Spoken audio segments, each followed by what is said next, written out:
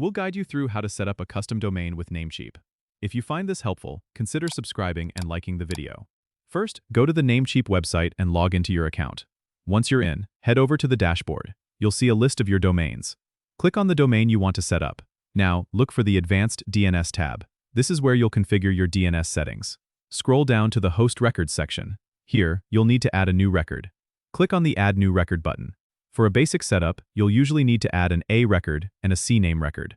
Set the type to A record, and in the host field, enter the AT symbol.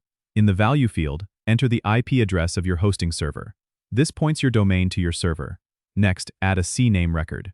In the host field, type www, and for the value field, enter your domain name. This ensures that the www version of your site also points to your server. Make sure to save your changes.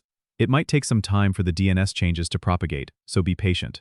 You can check the status using online DNS propagation tools. If you're using a web hosting service, they might provide specific DNS settings for you to use, so always check their documentation or support if you're unsure. By following these steps, your Namecheap domain should be properly set up and pointing to your hosting server. Don't forget to subscribe and comment if this helped you out.